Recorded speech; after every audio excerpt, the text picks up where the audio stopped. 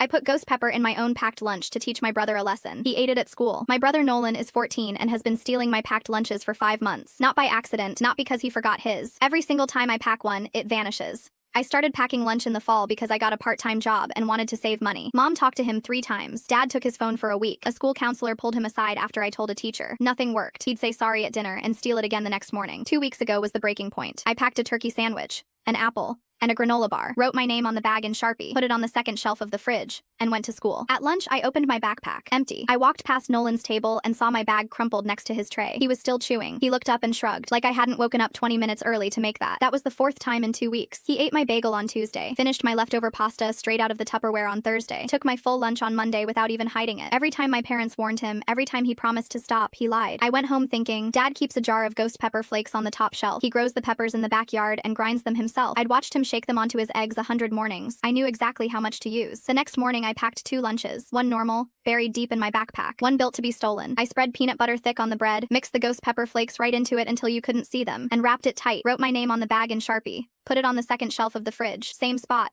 Same routine. I grabbed my real lunch and left without a word. First period crawled. I kept thinking he might not take it. By second period, I'd almost talked myself out of it. Then I remembered. Nolan hadn't packed his own lunch a single time in 5 months. Lunch was at 12:10. I sat at my usual table. Nolan was 2 tables away. I watched him pull the bag out, rip it open, and unwrap the sandwich. He took a bite. 4 seconds of nothing. Then his eyes went wide. He grabbed his water bottle, drained it in seconds. Water doesn't help with ghost pepper. It just spreads the burn. His face turned bright red. He stood up so fast his tray slid off the table and hit the floor. He started coughing, then choking, then sobbing. Right there in the middle of the cafeteria, tears streaming down his face. He stumbled toward the water fountain, gasping between gulps. A girl at his table grabbed a milk carton off her tray and handed it to him. He drank it so fast it came out his nose. Someone nearby screamed. Mrs. Daly, the cafeteria monitor, rushed over. What happened? What did he eat? Nolan couldn't answer. He just pointed at the wrapper on the table, still crying. She picked it up, sniffed it, and her face went tight. She walked him straight to the nurse's office. The nurse called both our parents 10 minutes later. Dad got there first. I met him in the hallway. He stole my lunch again, I said. I put ghost pepper in it. My name was on the bag. Dad looked at me, then at the wrapper Mrs. Daly had saved. He read my name on the front. He looked back at me. How much did you put in? Enough. He didn't yell, just nodded once and walked into the nurse's office. Mom called that evening, furious. Dad put her on speaker. My food. My name on the bag. Nolan stole it for the 4th time in 2 weeks, after being warned by both of them, a teacher and a school counselor. Mom went quiet.